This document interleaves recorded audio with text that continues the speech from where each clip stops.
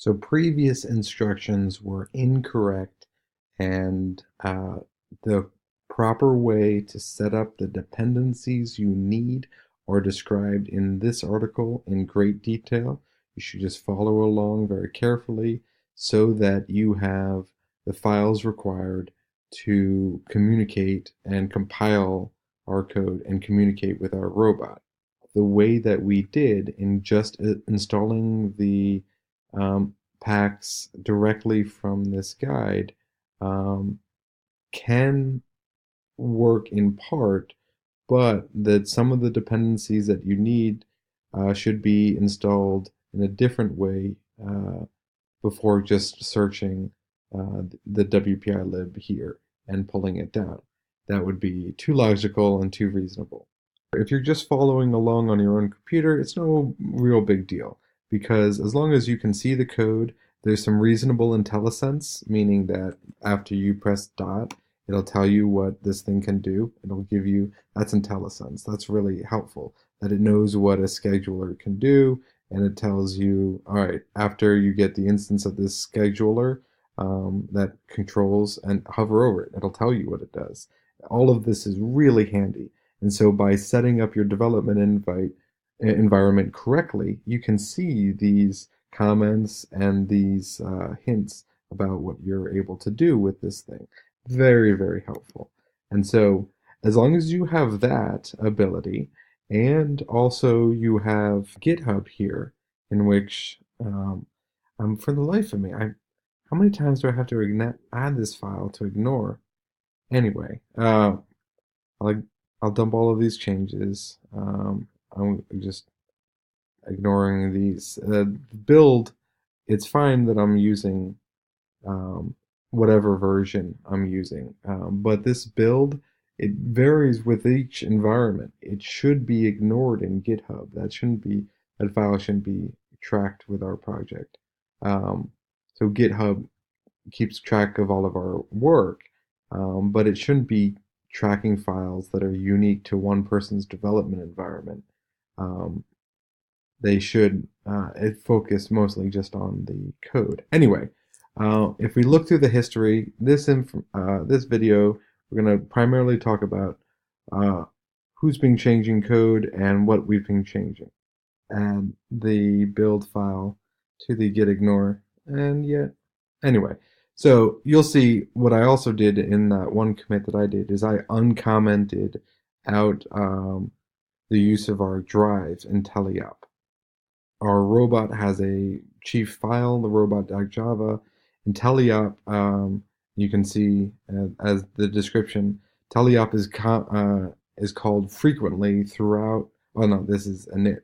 This is the one-time thing. But teleup periodic keeps on getting called while you're remote controlling your robot.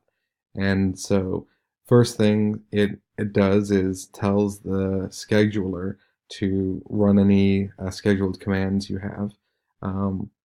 But what I'm also doing, I'll come back to this, is loading the the side-to-side control from my controller, their axis value from my side to side. And that same stick on my Xbox controller, it also goes the y-axis, the up and down value.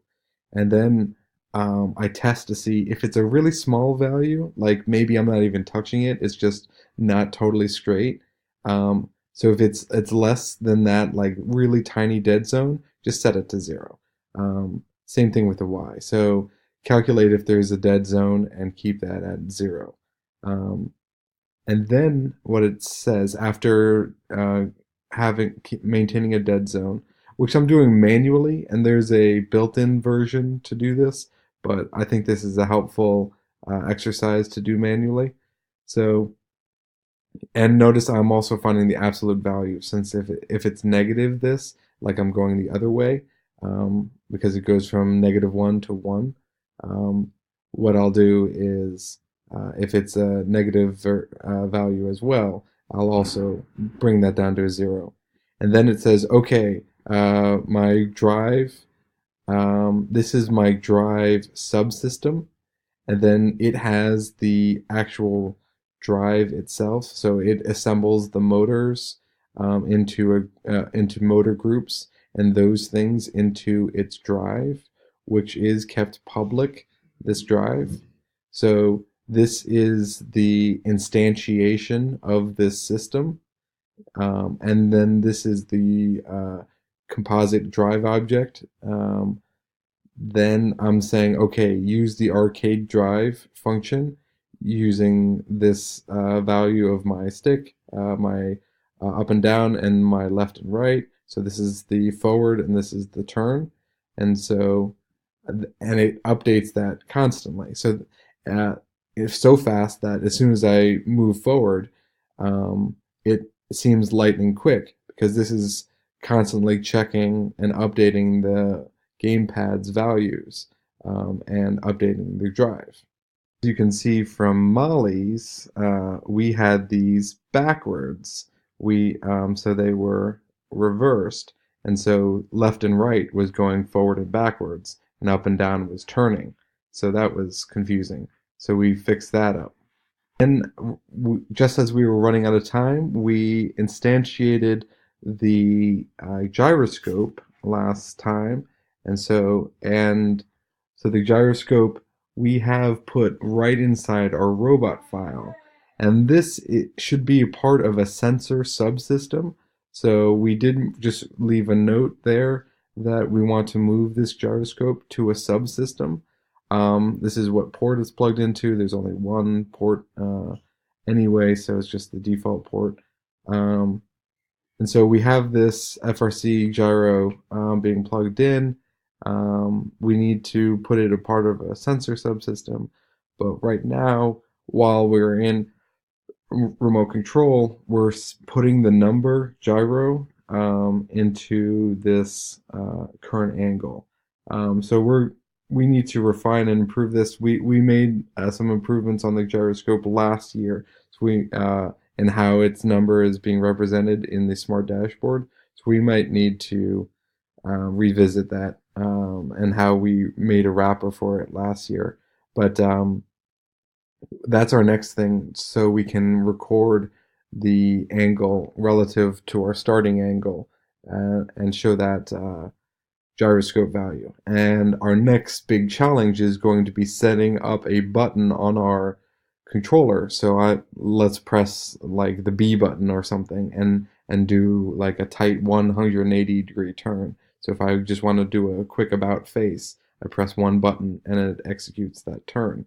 So that'll be our next challenge, and that will involve us creating a command that asks our drive subsystem to execute that turn. So that'll be an interesting exercise in exploring how we properly organize that ability of our drive to execute that command, and how our robot.java's teleoperiodic will look for that button press in order to have our drive execute that command. So look for that. That's our next big project that we will resume on Tuesday and Wednesday. Yeah, that's where we're at.